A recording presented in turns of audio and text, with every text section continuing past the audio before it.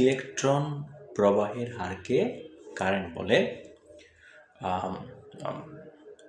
ইলেকট্রনকে সামনের দিকে আগাতে যে শক্তি কাজ করে তাকে ভোল্টেজ বলে, এবং কারেন্ট চলাচলে যে বাধা সৃষ্টি করে তাকে মূলত ভোল্টেজ বলে।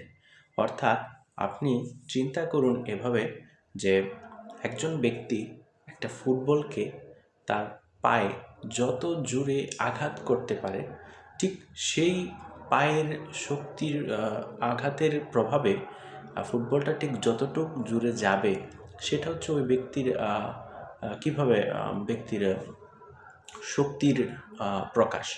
একইভাবে যদি ভোল্টেজকে বোঝানো যায় যে ইলেকট্রনকে সামনের দিকে আগাতে যে শক্তিটা কাজ করে মূলত তাকেই ভোল্টেজ বলা হচ্ছে। অর্থাৎ আপনি একটা ফুটবলকে যদি পায়ে জোরে লাথি দেন তো সেটা একটু দূরে গিয়ে পড়বে, অথবা আপনি যদি আস্তে সেটাকে লাথি দেন তো সেটা আস্তে আস্তে একটু সামান্য দূরে গিয়ে পড়বে। তো ভোল্টেজও ঠিক একইভাবে ভোল্টেজের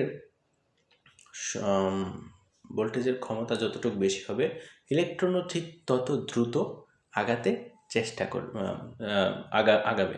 তো সেই ক্ষেত্রে আমাদের বোঝার বিষয়টা হচ্ছে তাহলে কারেন্ট কি, ভোল্টেজ কি এবং রেজিস্ট্যান্স আসলে কি। যদি এক কথায় বলি তাহলে কারেন্ট হচ্ছে আমার বাসা বাড়িতে বা আমাদের বাসা বাড়িতে যে লোডগুলো ব্যবহৃত হয় এগুলো চালানোর জন্য যে শক্তির প্রয়োজন, লোড বলতে আমি বোঝাচ্ছি বাতি, পাখা, ফ্যান, সেই শক্তিটাকেই মূলত কারেন্ট বলছে।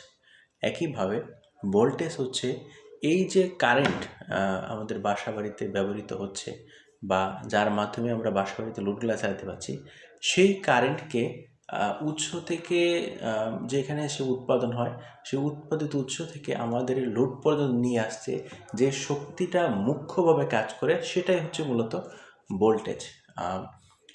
এরপরে হচ্ছে যে রেজিস্ট্যান্স কি।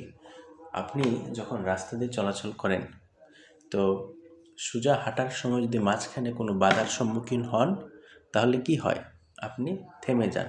একইভাবে কারেন্ট যখন তার পরিবাহীর মধ্য দিয়ে প্রবাহিত হতে যায় সেও বাধার সম্মুখীন হয়।